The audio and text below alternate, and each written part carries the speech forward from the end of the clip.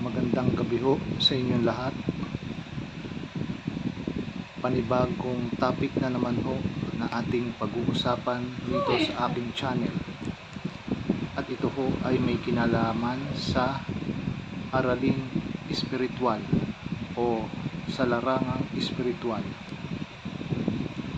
Sa inyong harapan ay inyong makikita ang tatlong uri ng kahoy. Nilagyan ko ng label ng bawat isa para alam ko kung ano sila at kung ano ang katawagan nila. Hindi na ako po magpapaligoy-ligoy pa at umpisahan na natin ang maikling diskusyong ito. Sa inyong harapan ay inyong makikita ang tatlong mahiwagang kahoy na ito. Ito ho ay dignum. Itong isa ay dignum goma. Paano ba ho malalaman ang dignum goma? Ang dignum goma ho ay pag inyong sinunog ay kaamoy ng goma. Ito ho'y pag tinikman ninyo o dinilaan ay mapait.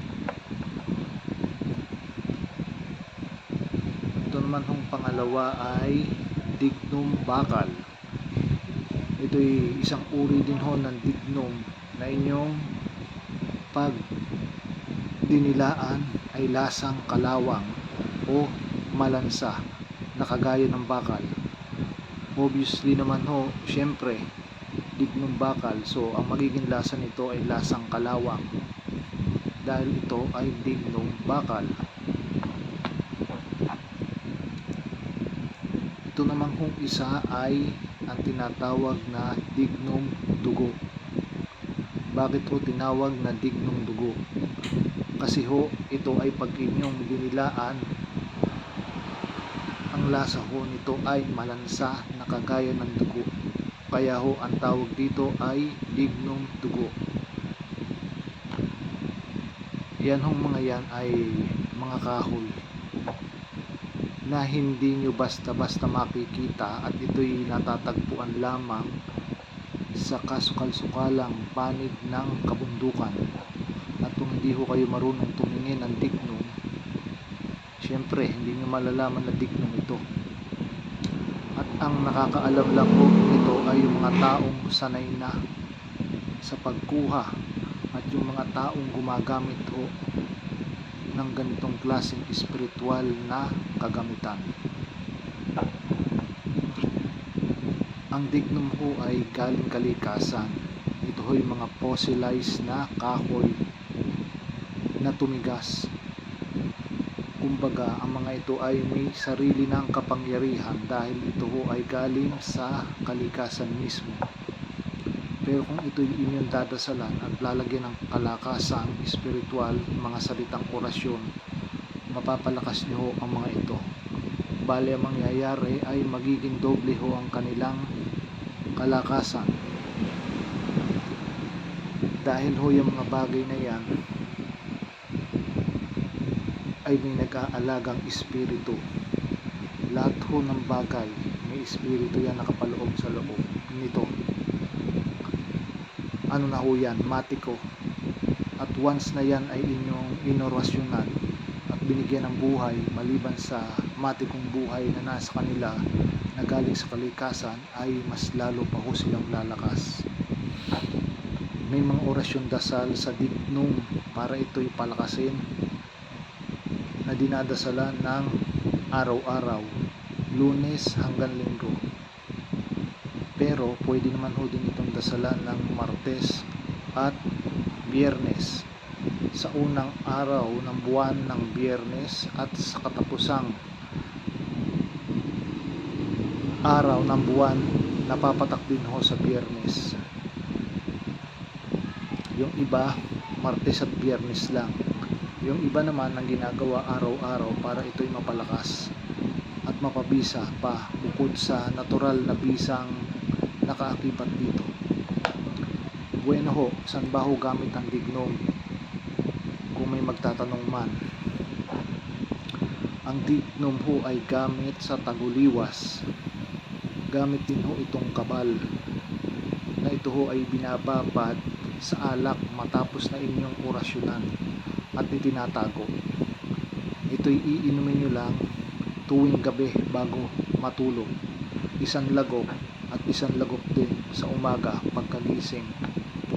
Ito'y proteksyon sa inyong katawang lupa bilang kabal, kunat, tigas at lambot na parang goma na hindi tatalab ang anumang uri ng matatalas at matutulis na bagay, gayon din ang mga punglo ng baril. Gamit din ho ito sa taguliwas kapag kinasahan ng orasyong taguliwas na lahat ng ipuputok na bala mula sa baril ay hindi tatama sa inyo. Kung tumama man o dumapo sa inyong katawan, ito ay tatalbog. Pero makakaramdam din ho kayo ng sakit dahil ito'y papantal at magpapasa sa inyong katawan. Na kung malakas na kalibre ang tatama sa inyong katawan, ay tsak maaaring madamage ang inyong internal organ kung doon tatama. Pero hindi mawawasak ang inyong balat at kalamnan at hindi makakapenetrate sa inyong internal. Pero dadamdamin ninyo panigurado ang tatama sa inyo, lalo na sa malalakas na kalibre ng baril kagaya ng 45, 357, 44 Magnum, M14, M16, or kagaya ng mga 50 caliber or 30 caliber rounds na bala ng mga machine gun at 360 Lapua and 44 Magnum. Yan. Pero rest assured na ito ay hindi kayo mapipinsala dahil ito ay lulukob sa inyo yung kapangyarihan ng kabal. Kaya nga doon sa mga nagkakabal, mas pinalalakas nila ang kanilang kabal. May tumama man sa kanila, hindi nila iindahin. Akala lang ng iba na pag kayo tinamaan ay ganun-ganun lang, kagaya na sa movie o teleserye. Ay hindi ho ganun ang realidad ng buhay. Hindi nyo man indain, mararamdaman nyo pa rin ang hapdi, sakit at kirot na bunga ng tatama sa inyo. Kaya nga ho yung mga iba, ang ginagawa nila at ang minamaster ay yung taguliwas. Kasi ho ang taguliwas hindi tatama sa inyong katawan, bagkus liliwas ito at sa iba tatama. I mean, sa katabi, or di kaya lalaglag yung bala, or di kaya bago tumama sa inyo, malulusaw, maaabo, magiging usok na lang. Hindi masasaktan ang katawan ninyo dahil hindi ito tatama sa inyong katawan. Pero ang mga ganito hong anting-anting ay hindi basta na ikasa sa inyong katawan. Ito ho ay dumadaan sa matinding pagsubok bago ito tumalab at kumapit sa inyong katawan. Hindi lang isang araw, isang linggo, isang buwan, 3 buwan, 6 na buwan, hindi ho. Ito ho ay taon o di kaya dekada bago ito kumapit ng husto sa inyong katawan. Kaya nga ho yung mga gamit sa pagkalalaki ito, kagaya ng taguliwas, kabal, tagabulag, patulala, yan ho ay mga bagay na mahihirap paganahin at hindi basta-basta. Dahil ho yung mga yan ay ginagawang pagkadalubhasa sa inyong katawan bago nyo magamit. Yan ho ay dinidibusyonan ng 49 days ayon sa iba at walang tigil na pagkakasa ng ora 3 hanggang 5 beses sa isang araw at pagme-meditate para lumakas ang inyong katawan at yung kapangyarihan ay kumapit sa inyo at makasanayan kayo. Dahil kagaya nga ako na sinabi ko, kung hindi magiging hiyang sa inyo ang espiritu na gagabay o lulukot, ay baliwala din to. Hiyangan yan, at kapag kayo'y kinasiyahan, yun na, nasa inyo na ang kapangyarihan. Pero yun, bago mangyari, dadaan kayo sa napakarami at napakabigat na pagsubok sa inyong buhay, pamilya at kapaligiran, na once na paglampasan ninyo, ay nasa inyo na ang pinakamalakas na kapangyarihan espiritual ng mga nabanggit na pandepensa. Meron din naman mga medalyang dignum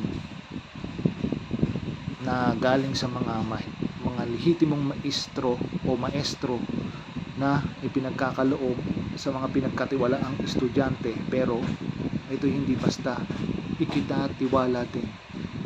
Dumadaan din ng taon o di kaya dekada o kalahating dekada bago kayo kasiyahan ng mga gamit na ganito or pagkatiwalaan. May nabibili naman sa mga online shop o sa Shopee ng mga medalyon dignum na may nakaukit na orasyon, pero ito ho ay patay. Pero hindi ibig sabihin nun ay hindi nyo pwedeng buhayin.